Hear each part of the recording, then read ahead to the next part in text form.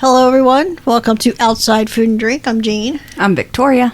Today we're kicking off Giallo Month with Mario Bava's 1964 classic, Blood and Black Lace, intrigue at a Rome fashion house, complete with unsettling mannequins, beautiful corpses, and cavalier police work. We see, of course, the little-known prequel to The Devil Wears Prada. And And I'm just going to say that I think you did not appreciate that one. I haven't watched Giallo movies before, so all of these from this month are my first watch through. Very different. It's just different than your classic horror movies. Which is amazing because you wouldn't have the slashers that you love so much if it was not for these. Yes. So I guess, we'll go through the movie, the plot points as we usually do. We'll probably meander a little bit more than usual just because this movie, it's one of those things, like, there's a lot of things that came before it. There's, like, you can see that where they were going, like, they were going to end up here, you know? Yeah. I think this is widely considered really to be the first thing that you would say, this is a Giallo movie. And I don't know if they really called it that at the time. Like, I mean, he was definitely referencing, because Giallo is a type of, like a pulp kind of detective novel in Italy. We think about like the noir detective movies, you know, things like that. Yeah. But it's a little more lurid, you know. And so he was definitely referencing that when he made this movie. But as far as like cinematically, what we would come to call the Giallo movies, this is really like, I think we've kind of done the things that came after it. You have like Black Christmas, which is like a transitional piece between Giallo movies and modern slasher movies. And then you have Halloween, which is like the fully Americanized processing of the Giallo movie into the American horror paradigm, you know. So John Carpenter was the first one to kind of take the Giallo and move it into the Americanized version, kind of? I don't think he was the first to do it necessarily. I think he did it the best, and I think he did it the most completely. I think Black Christmas is more very nakedly taking a lot of Giallo inspiration.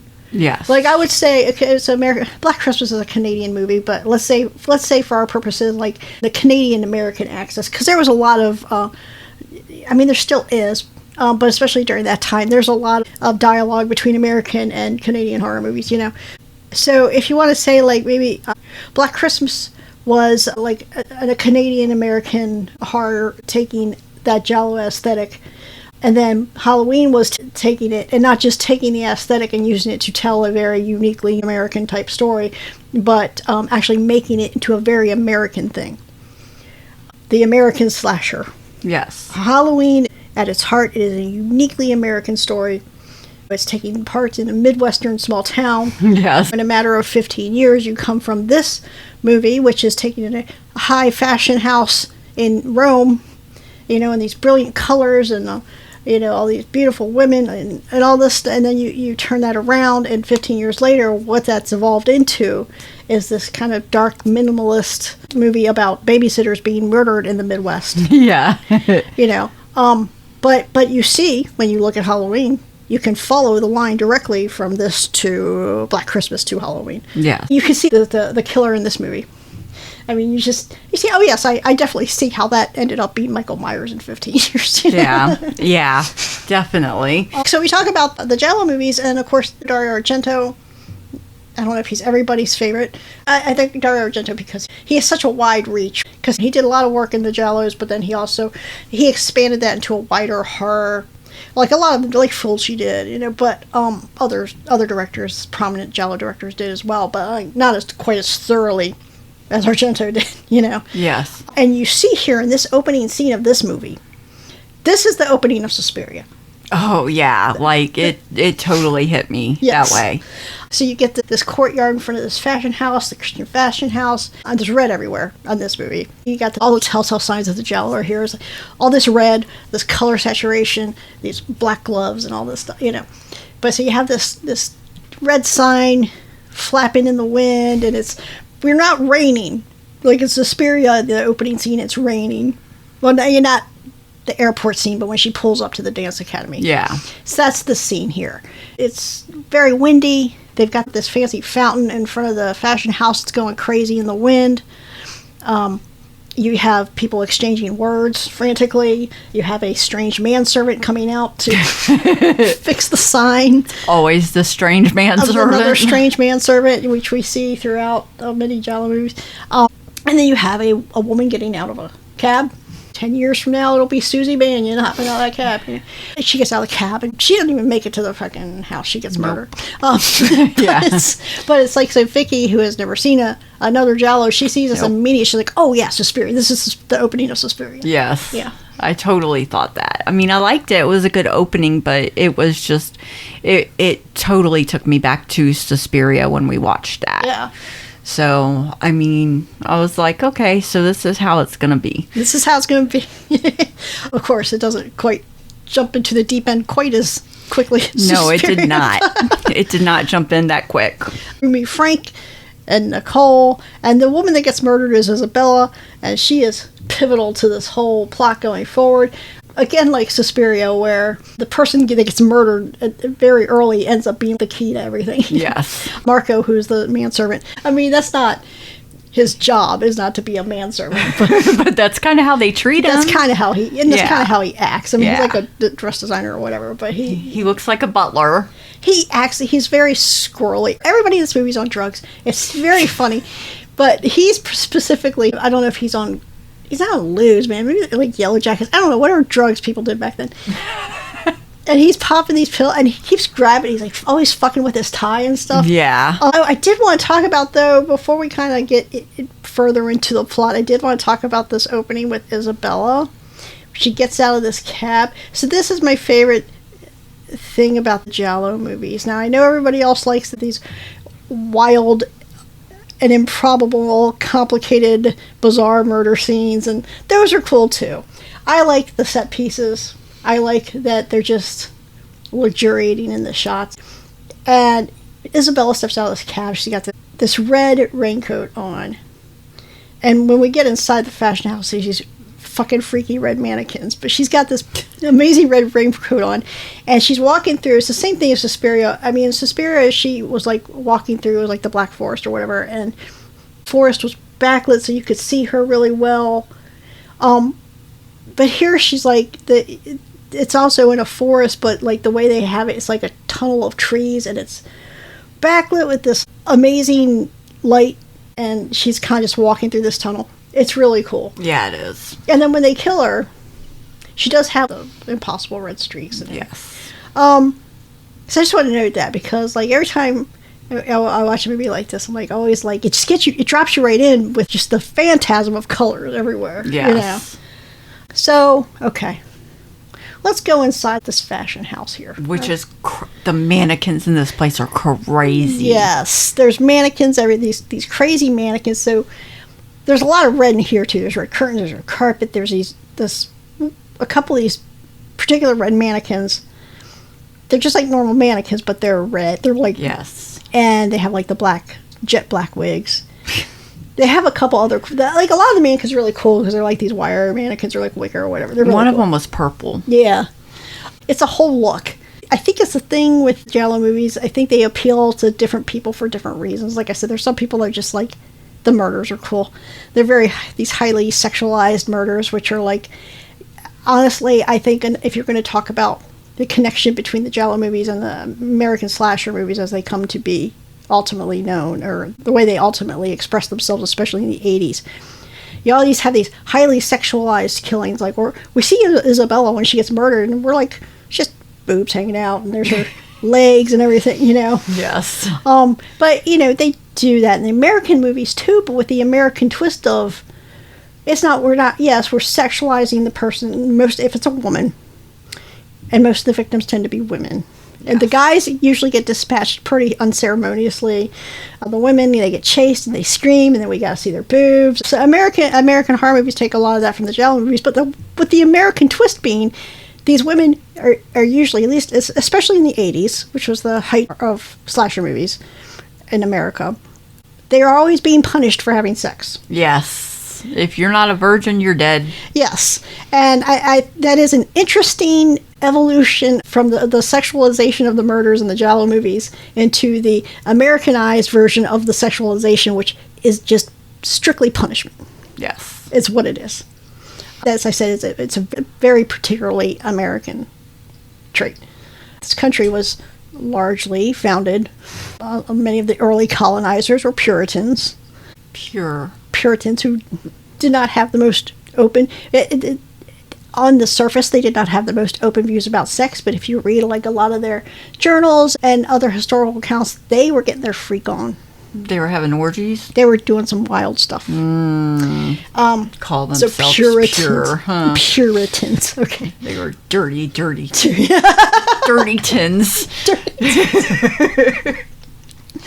But anyway... So we're in this fashion house. We're kind of seeing everybody. Christina Cuomo, who owns the house, she's just doing the Miranda Priestley thing all over the place. I mean, truly, it's just... Yeah, she is something else. Yeah. She opens this wardrobe, and there's fucking Isabella's corpse. Everybody's being very casual about this. Yes, they are. I was like, wait a minute, where is the screams? Did they just... You just found a dead body. Find these bodies. And then they... I had to... She's clearly dead. Yes. She's clearly dead, but when they take her away in the ambulance, they do not cover her face. You don't want to noticed that too. You don't want to do that because then you don't get to see the hot chick in the ambulance, right? But the other thing is when they drive her away in an ambulance, if you've ever had the misfortune to be in a place where somebody died when nobody was expecting them to die, like a grocery store or something, and an ambulance comes and gets them, they do not use the sirens because why? Like, we're not in a hurry. Yeah. I mean, no, we're not in a hurry at all. You know, so they left her face uncovered, and then they used the sirens. So I was like, okay, well, I mean, I guess, okay. I mean, you know, all the more reason if they use the sirens, they can go fast. Maybe that was the thing. And they're like, I don't want to be with the dead body too long. Yeah, yeah. Hit the sirens. Let's go. Let's go. Run those red lights. So we meet this Max guy, Max Moreland. We meet Frank again. Who we find out we could tell from this conversation with Nicole that he and Isabella had a relationship, but we find out here specifically this was actually Frank and Isabella were lovers. The next morning, the police show up. Yes. We have Inspector Silvestri, who is very standard Giallo cop. And as far as a Giallo movie has a cop in it, it is this guy every time. Yes. The whole purpose of the cop character in every Giallo movie is just to kind of give people a reason to do things. Like, I have to hide my crime. I have to react to the police presence. I have to stop this person from talking. You know, they do kind of solve the crime. Most of the time, they solve it in the way that Benoit Blanc solves it. It kind of solves itself around them. Yes. You know? All the mistakes just come to light here and there, and boom, we solved it. Yeah. So their purpose is just to really have the killers have something to maneuver around. Yes. And that's all Sylvester does. I do love him, though. I do love Thomas Renner's performance because he's going around questioning everybody, right? He's just kind of being very dismissive of everybody. He's just kind of like, people are crying. He's like, ugh. Yeah, he does not like to see you cry. He's just over that. Yeah. Don't shed a tear. It's not going to matter. And the police officers, they've been conducting their investigation while he's been here questioning everybody. They come by and they have a little envelope, tiny little envelope, and it's got drugs in it. And he's very much, like, it's cocaine. It's cocaine. Yeah. And so this guy is hilarious because he's going around to everybody. You are using cocaine with Isabella. Yeah. You are using the cocaine, the drugs.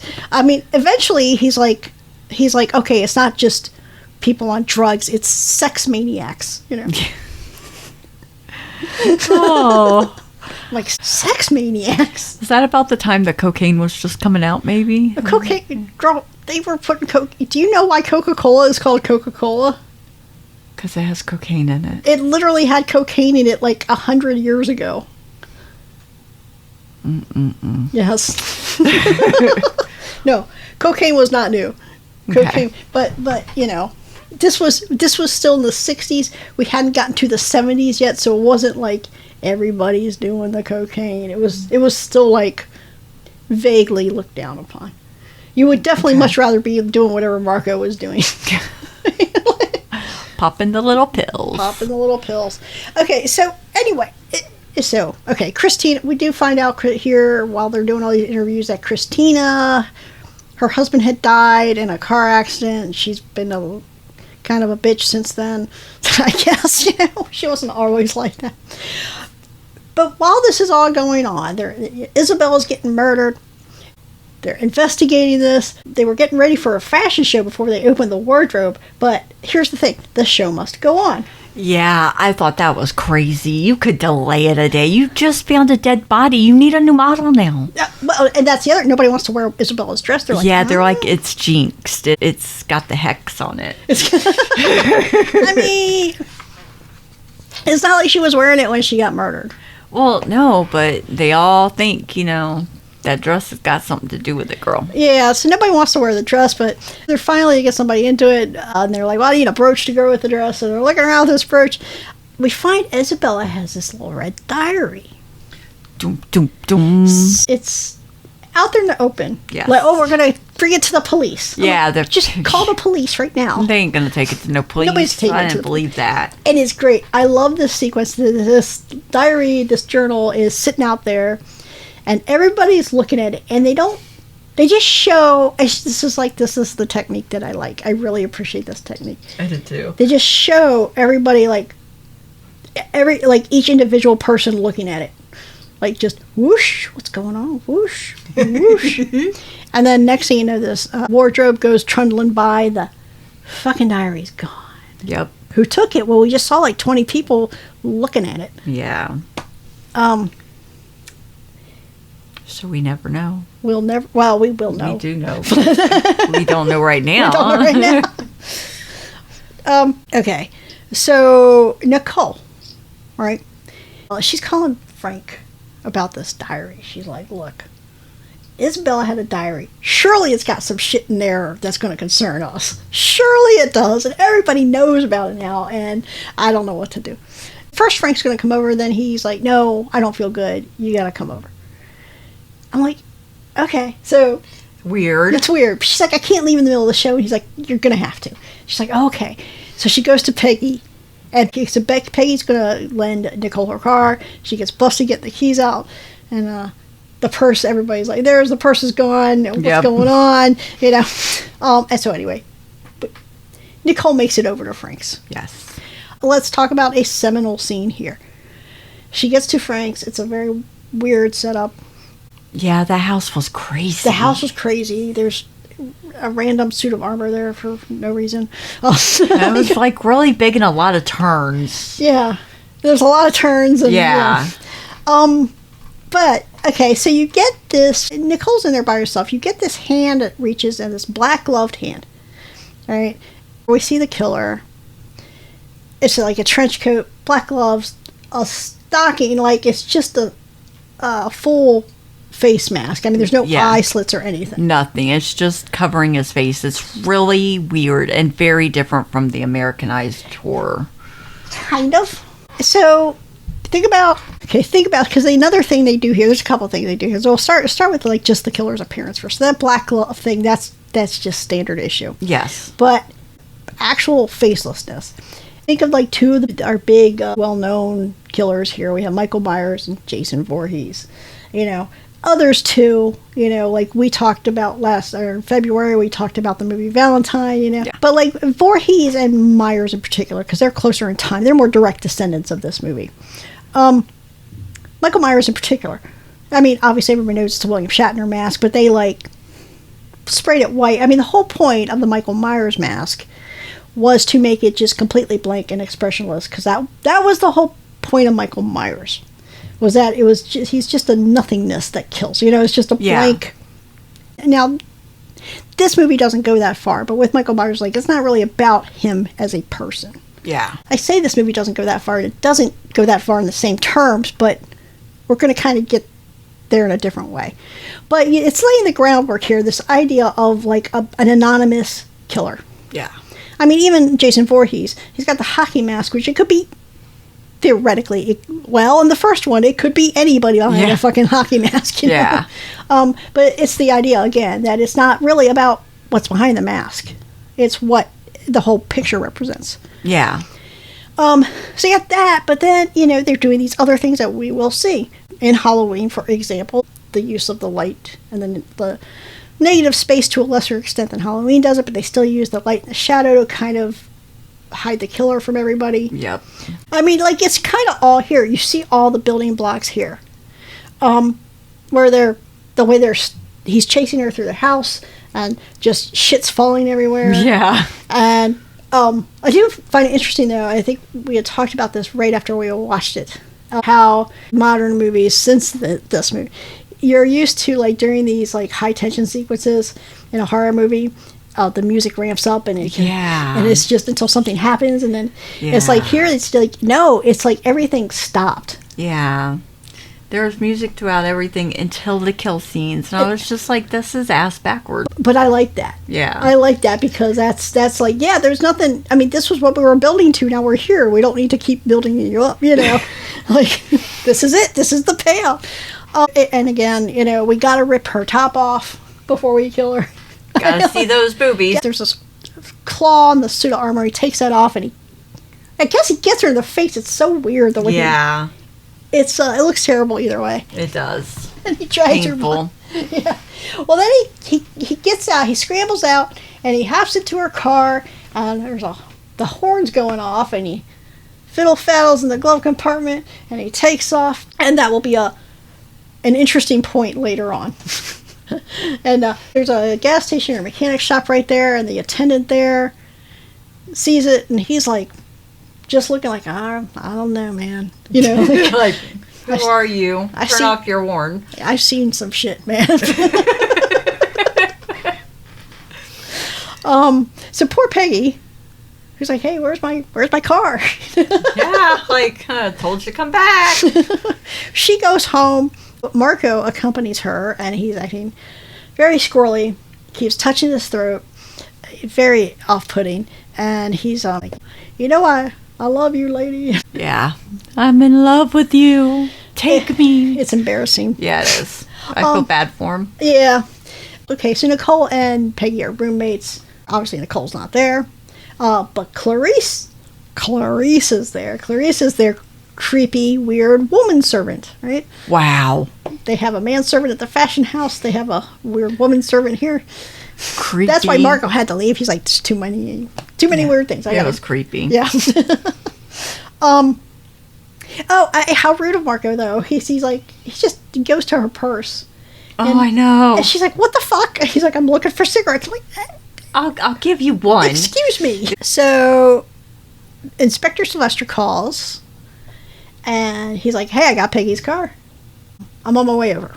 We got a lot to talk about, girl. Yeah, and she's like, Nicole took my car. Where's Nicole? There's no Nicole. Nicole. Got your car, though. And Marco's like, I gotta go. I don't want He can't see me here. Can't see you.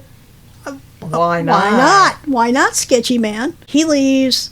Peggy has Isabella's diary. She pops it open. Peggy apparently was pregnant. Didn't want anybody to know. She was stealing money out of Nicole's purse. Okay, $1,000 in 1964. That's a lot of money. That's a lot of money in 1964, but I'm wondering if this was not originally supposed to be 1,000 lira, which would have made a lot more sense for somebody to just be carrying around in 1964, because that would be, like $50 or something. Mm-hmm. But $1,000 I mean, that's like now. I got $50,000 in my purse just walking around. Nobody does that. But anyway, so she's ripping pages out of the diary. I'm like, okay, this is I feel like this is a bad idea. Mm. So killer appears now, right? While Peggy's burning these pages. Yep. Here comes the killer. Starts slapping the shit out of her. Just slap. Yeah, it was so weird. There was a lot of slapping in this movie. There was a tremendous amount of slapping in this movie. A lot of slapping. I mean, I'm talking hand across face slapping. This killer loved to slap. Yeah. Or just, a full arm, full swing back. Yeah. Full swing this across. Killer was definitely slap happy.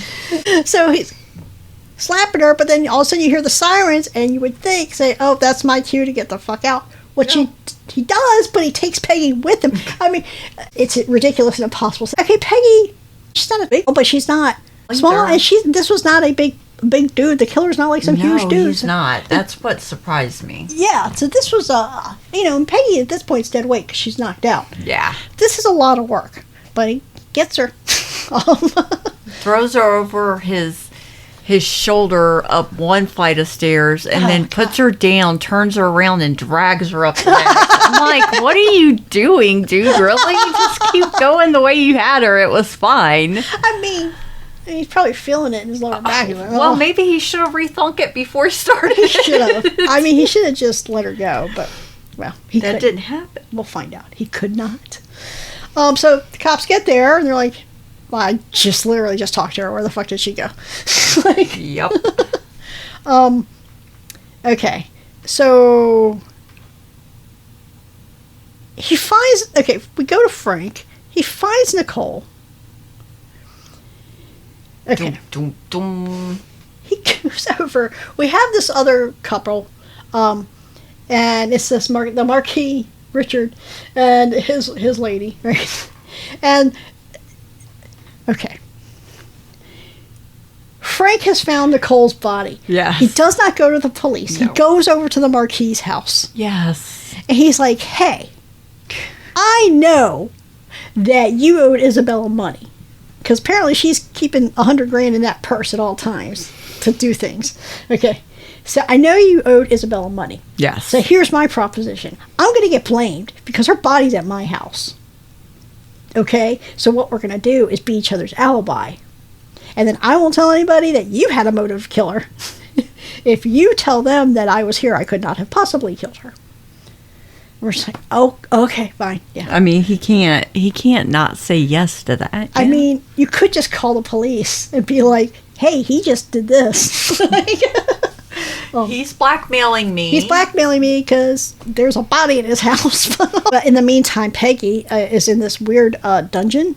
Something. It was weird, yeah. With a wood burning Yeah, furnace it was almost like maybe like the basement. Possibly, yeah. It was weird. But they went upstairs to get to it. So I don't know. It's an upstairs baby. He is still slapping the shit out of her. Yeah, he is. I mean, girl, I expect to see like red handprints all over this woman's face. I mean, this poor girl has been slapped. I don't know how many times. I should have counted it. Because he just kept going and going. And I'm like, I think she gets the point. Okay, do you remember in Schitt's Creek when they first got there? And the mayor was a big fan of Mora's soap opera. And he was like, just slap me. Because oh, yeah. She has this legendary slap. That's exactly what I was thinking of while they were doing this. I was just thinking that poor girl's face. So yes, well, her face is about to have bigger problems. At first, it's just her hand. Then the killer pulls off the mask, but we don't see who it is. Peggy does though, and she's like, "What? What?" Oh no! Doesn't matter. Peggy does. Her face is gone. He presses her face into the stove.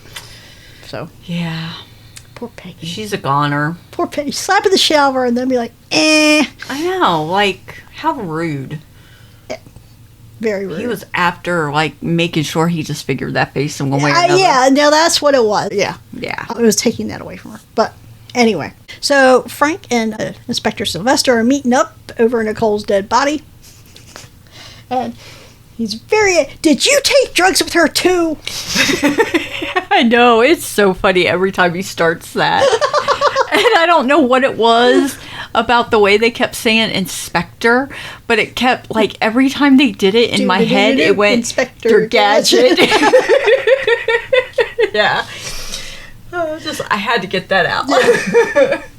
Oh, yeah, it was pretty good. So, yeah, so he's, he's just talking. It's this classic kind of noir, like, were you taking the drugs? You've got the habit. I can see it in your twitchy eyes, We're taking you in. Yeah.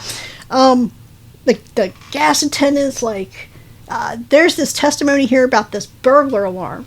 This is some Pink Panther, Inspector Gadget, Encyclopedia Brown logic we're doing here. Well, I hadn't thought of Inspector Brown, or the Encyclopedia Brown. I had thought of Pink Panther, though. Inspector Clouseau. Okay, so here's Sylvester's theory. That if somebody, whoever killed Nicole, was familiar with Peggy's car, because they had set off the burglar alarm, according to the gas station attendant. Mm-hmm. Set off the burglar alarm. It was going off for a little while. Okay, so that was the thing, was how long it took or how long it didn't take for them to locate where the alarm was. Yeah. I'm like, okay, but now stop and my thought was like, stop and think about this. The car alarms were not in particularly, plentiful back then, I don't think. But in either way, it can only be so many places. Mm-hmm. It's got to be some place that, the person driving the car can get to it. Right. So that narrows it down pretty easily. And then you think of it, it's like, well, it's probably somebody that doesn't, it's a fashion model. She probably is not, working on cars in her spare time. So it's probably some place where she can get to it pretty easily. Yeah. Yeah. But Sylvester's going to hang his entire hat on this aspect of it. So he's taken Frank in. They have posed Nicole's body since the killer left it. It's very, it's all, very posed, Anyway, we get to the station. The inspector has brought in literally every man that we have seen so far except for himself and the gas station guy. Yes. They are all in this lineup. I thought the gas station guy was there too. Was he too? Marco is doing what he's like, okay. This Marco shit gets wild because, they bring Clarice in. And they've got them in a lineup. And they're like, have you ever seen any of these men in the car? In Peggy's car? And she's like, I've seen all of them in the car. Peggy was a hoe. I've seen them all in that car. Hoe bag. But she's like, but I saw Marco he was actually in the flat with Peggy. Marco, in the meantime, is completely wigging out. He's like pointing at everybody. Marco is projecting here. Yes. To everybody. He's like, you killed her because she wouldn't give you any. I'm like, Marco, that's what your problem was, dude. Your motive. And then he just falls out and also,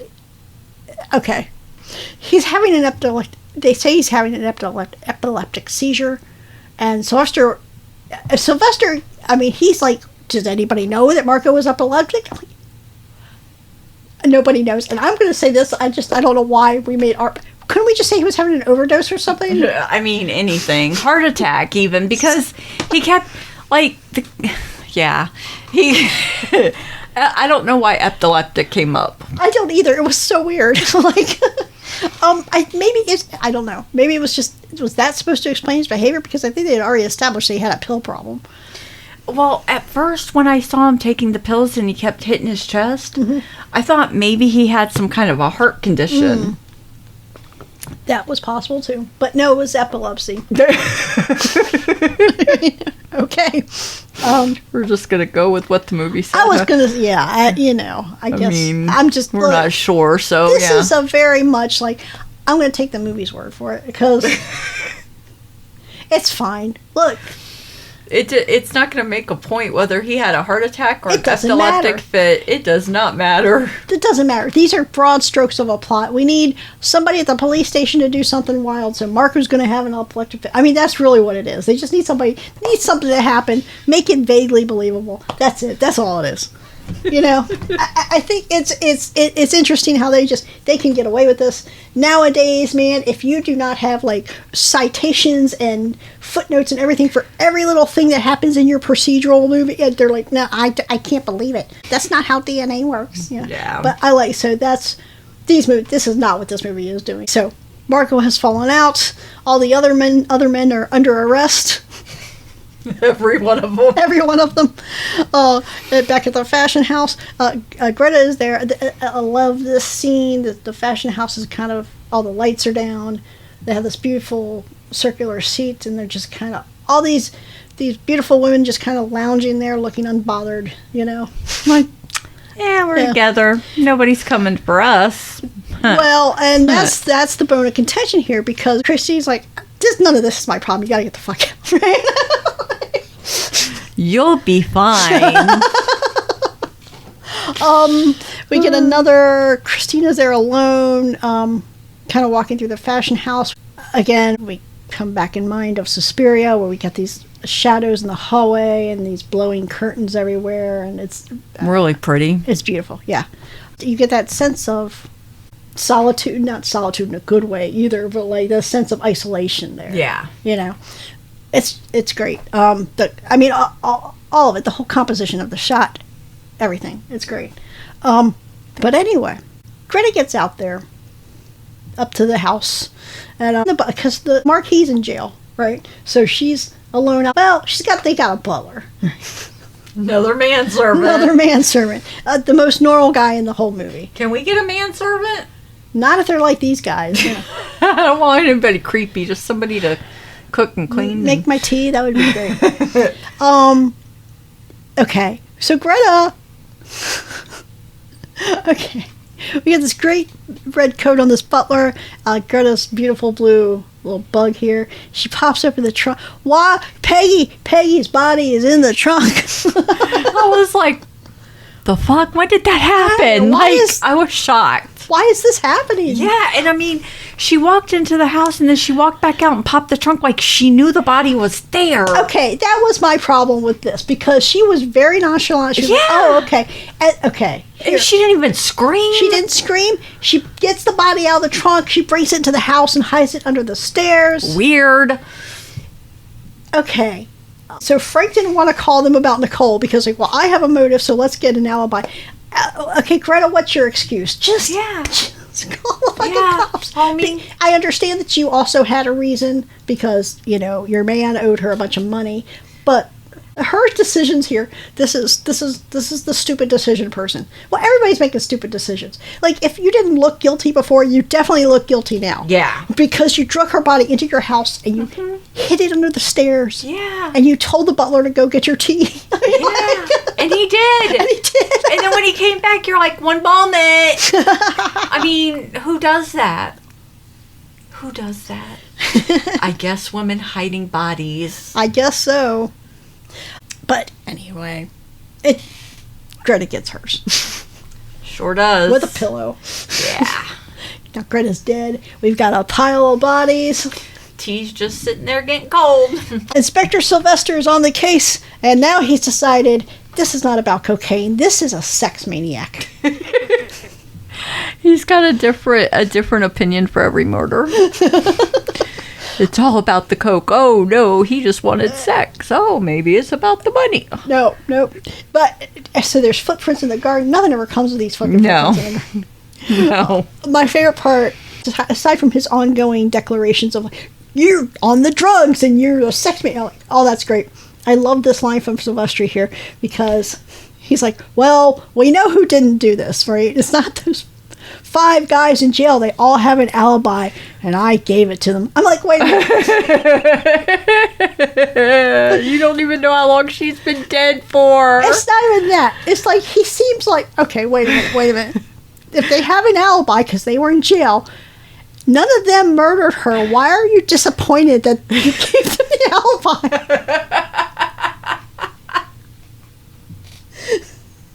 I mean, he seems so like, damn it, I outsmarted myself,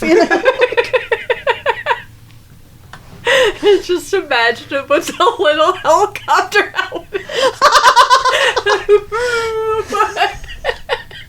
Sorry.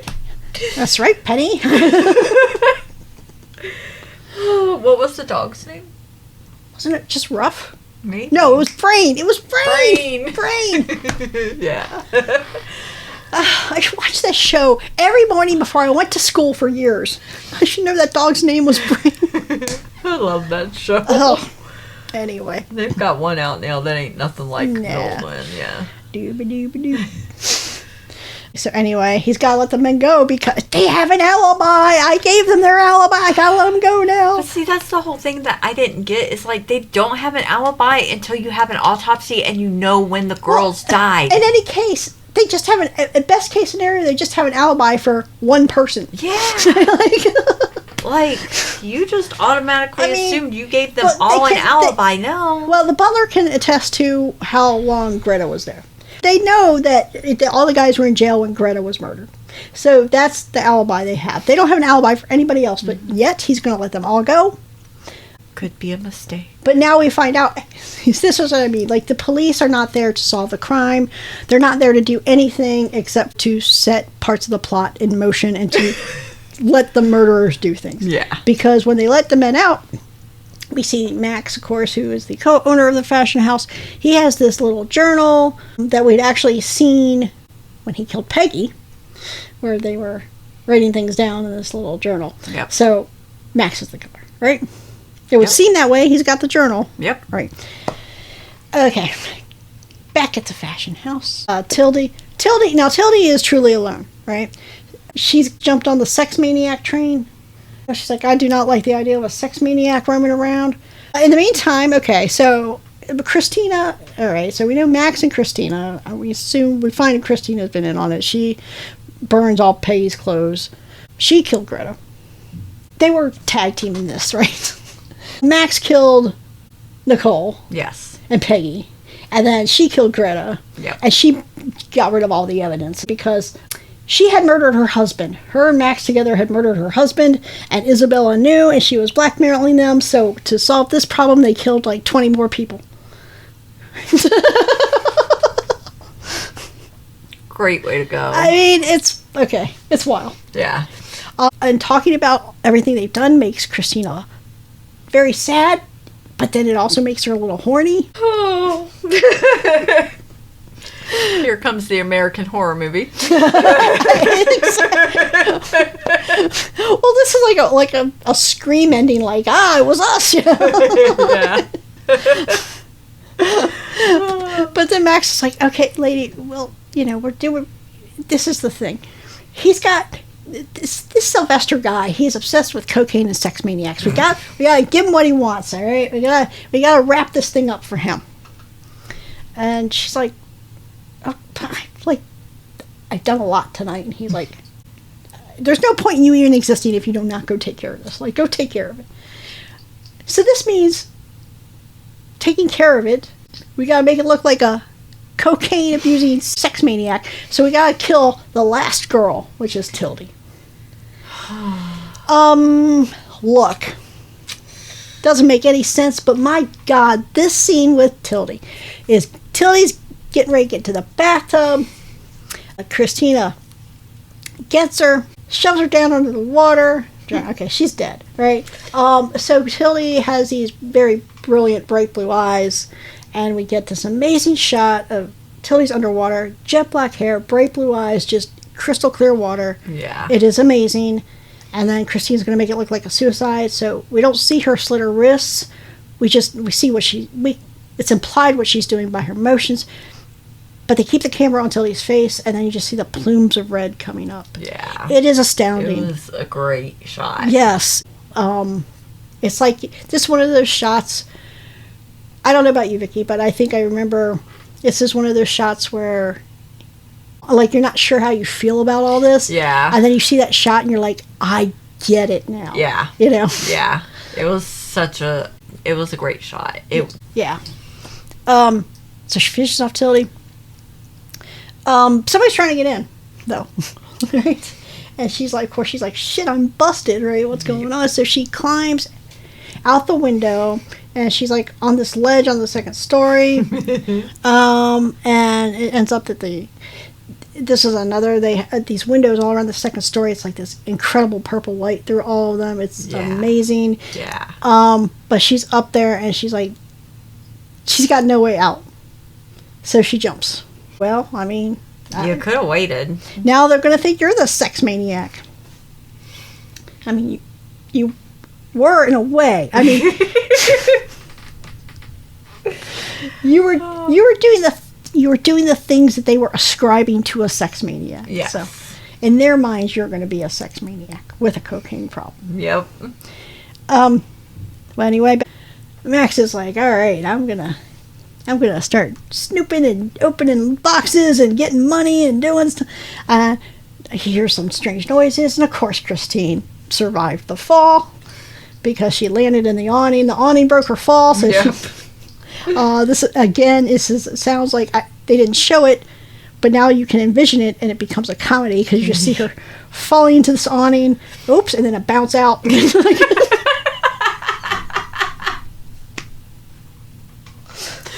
Oh, I didn't see that till now.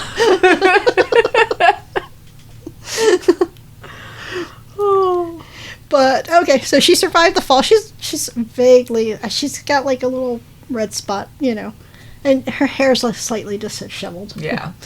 Yes, so she fell beautifully. Max is looking at her. She's like, "Well, are you surprised to see me alive?" He's yes, I am actually. Yeah, you're kind of creepy. We got a Sleeping with the Enemy ending here. Yes.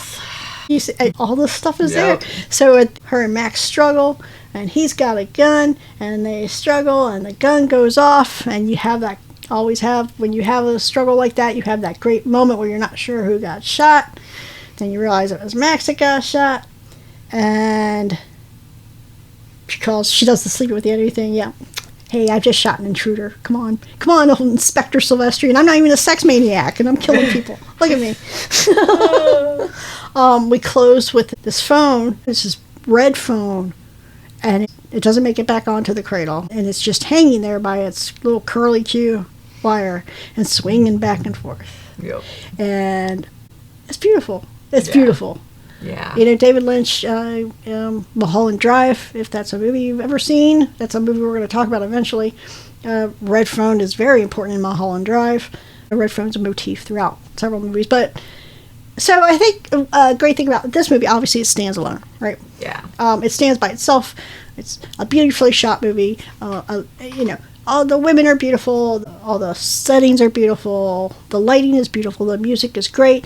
Once you start watching it, they open up with that first scene and they get you into those opening credits, and you're in. It fully sucks you into the feel and the vibe of the whole movie. Yeah. And it's like, when we watch Black Christmas, for example, and you put these things into their historical perspective, and you see, and amazing to see a movie like this, like obviously things had been done in a similar way before, but it all comes together here. And then, like, you're watching this movie, like, just talking about it, I mean, I thought of, like, 5 movies off the top of my head where it's like Halloween, Black Christmas, it's all there. And so you see, like, how so many movies have these reference points. If I have any reason to talk about, like, older movies in general, but movies like this in particular, it's to kind of make those connections for somebody that might not have made them before. Yeah. So, if you're somebody who's never watched a Giallo movie and you happen to stumble across our podcast because you saw that we had talked about Knives Out and you listened for a couple episodes and you ended up hearing this, and you're saying, hey, I've never heard of Blood and Black Lace or Mario Bava or any of these, but I have heard of Halloween and I have heard of Sleeping with the Enemy or whatever. I'll check this movie out. Yeah. And then you can be like, oh, this is where all this other stuff came from. Yeah. It's like you see somebody on the street and then you see an old person, you're like, oh, you're clearly their grandma, that type of thing. Yeah. Yeah. But yeah, so on Black Lace, we're going to talk about The House with the Laughing Windows